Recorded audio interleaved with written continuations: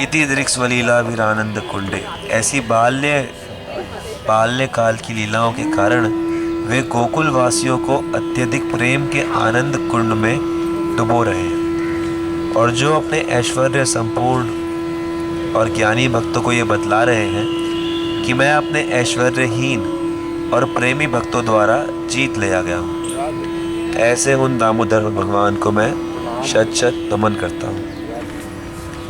तो ये जो भगवान की बाल्य लीला है, ये भगवान के नित्य धाम में भी नहीं होती। गोलोक वृंदावन धाम में भगवान की बाल्यकाल की लीलाएँ नहीं मिलती, ये इसी भौम वृंदावन में मिलती है। तो इसीलिए ये भौम वृंदावन जो है कुछ दृष्टि से गोलोक वृंदावन से भी विशेष माना जाता है।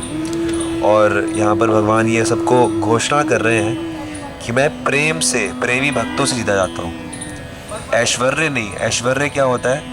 ऐश्वर्य होता है कि जब भगवान को भगवान समझ के पूजा जाता है। भगवान कह रहे हैं मैं ऐसे भक्तों से, मैं उनको मुक्ति दे सकता हूँ, वैकुंठ में ले सकता हूँ, लेकिन मैं उनके द्वारा बांधा नहीं जा सकता।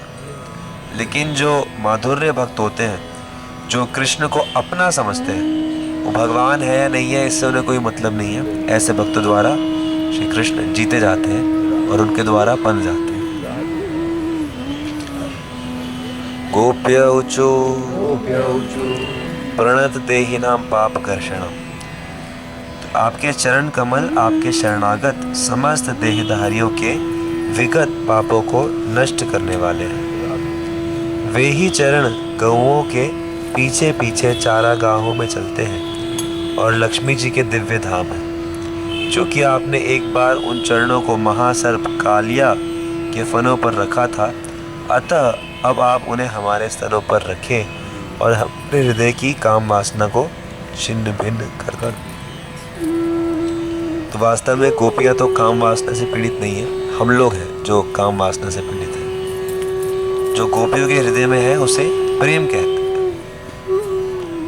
तो कैसी विडंबना है कि जो प्रेम करने वाला है वो अपने आप को कामी कह रहा है, और यहाँ हम सब जो कामी हैं वो कहते हैं कि नहीं हम प्रेम करते हैं। जबकि आचार्यगण साफ साफ बताते हैं कि संसार में कोई किसी से प्रेम कर ही नहीं सकता। हर कोई सिर्फ अपने शरीर से प्रेम करता है, और जिस चीज़ से, जिस व्यक्ति से अपने शरीर को सुख मिलता है तो वो कहता ज़रूर है कि मैं इससे प्रेम करता हूँ, लेकिन उससे प्रेम होता नहीं है। प्रेम सिर्फ अपने शरीर से ही होता है। उस स्वार्थ के मारे प्रेम करता है। हाँ, वो प्रेम है ही नहीं ना। वो प्रेम सिर्फ अपने शरीर से, अपने शरीर का ही। तो आत्मेंद्रिय प्रीतिवाचा तार बोले काम, और कृष्ण इंद्रिय प्रीतिवाचा धरे प्रेम नाम। कि जब तक हम अपने सुख के लिए किसी को भी प्रेम का दिखावा करते हैं तो वो काम कहलाता है, और जब हम कृष्ण के सुख के लिए कोई भी क्रिया करते हैं, कोई भी इच्छा करते हैं, तो वो प्रेम कहलाता है। तो यहाँ पर ध्यान देने वाली बात ये है, ये जो सब गोपियाँ हैं, हालांकि ये भगवान से प्रार्थना कर रही है कि आप हमें दर्शन दीजिए, आप अपने चरण हमारे ऊपर रखिए, आपके चरण सब जो कर रही हैं, ऐसा लगता है ये गोपियाँ सुखी होना चाहती हैं इसलिए कृष्ण को बुला रही हैं। लेकिन वास्तव में इनके हृदय में भावना क्या है कि हम कृष्ण की सेवा करना चाहती हैं, हम कृष्ण को सुखी करना चाहती हैं, इसलिए वो अगर इच्छा उनकी हो तो हमारे सामने प्रकट हो, नहीं तो जैसी उनकी इच्छा। हम उनके गुणगान में ही प्रसन्न हैं, लेकिन हम चाहती हैं कि हम उनकी सेवा करें, इसलिए वो ये सब कह रही है कि आप अपने चरण हमारे ऊपर रखिए। तो यही बाहर से दिखता अलग है और अंदर से कुछ और होता है।